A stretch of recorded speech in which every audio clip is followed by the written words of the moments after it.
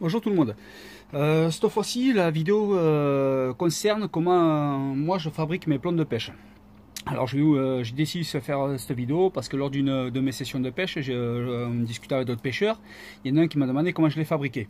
Donc je lui ai expliqué, et du coup j'ai dit que je ferai une vidéo, comme ça il verra vraiment en détail comment je les fabrique.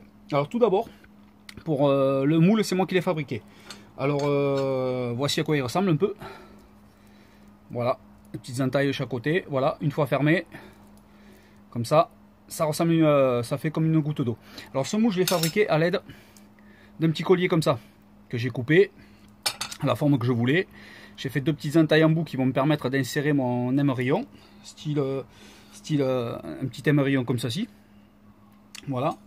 Et je vais, à l'aide d'une pincetto, je vais fermer tout ça. Donc je vais faire ça de suite et je vous montre à quoi ça ressemble. Bon voilà, ça y est, j'ai préparé. Alors donc comme vous voyez, avec une petite pincetto, voilà, le petit émerillon qui est coincé dedans. Voilà. Alors ce que je vais faire, c'est que maintenant je vais vous montrer comment je coule le plomb dedans. Alors voilà, excusez-moi, j'ai pas la bonne caméra avec moi, alors j'essaye de faire au mieux. Voilà, alors moi j'ai pris une plaque de carrelage. Après vous pouvez pas se couler, une plaque de bois se couler. Par contre faites bien attention que ça soit pas humide, que la plaque ne soit pas humide, parce que sinon quand vous allez couler le plomb, ça va pétiller partout et vous risquez à vous cramer. D'ailleurs je vous conseille de prendre une paire de gants, quelque chose de vous protéger quoi du moins. Après moi je vais prendre une paire de pinces comme ça, ce qui va me permettre que je vais appuyer bien fort comme ça dessus, pour éviter que ça coule tout le tour. Je vais couler mon plomb dedans et il va être réalisé. Je vais vous montrer ce que ça donne. Donc là j'attends que le plomb soit fondu et je vais préparer tout ça. Bon voilà, le plomb est prêt. Alors par contre là j'arrange le petit émerillon bien comme il faut. J'essaye de le centrer le mieux que je peux pour pouvoir couler mon plomb dedans. Je prends cette petite pince qui va me servir d'appuyer fortement pour éviter que ça coule tout le tour. Voilà. Allez, maintenant il ne me reste plus qu'à couler le plomb dedans.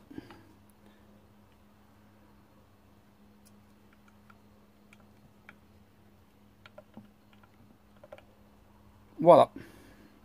On attend un petit peu que ça refroidisse. Alors ce qui me fait des plombs avec ce petit moule que j'ai fait, ça me fait des plombs de 80 grammes.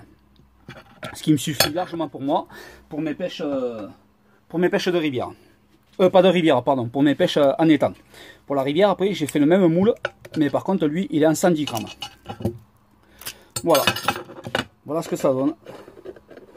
Attention, parce que c'est chaud. Quand vous le démoulez, faites bien gaffe. Voilà ce que ça donne. Alors maintenant, je vais aller le tremper dans l'eau pour le refroidir. Et je vais vous montrer la suite. Donc voilà. Voilà le plomb que ça a réalisé.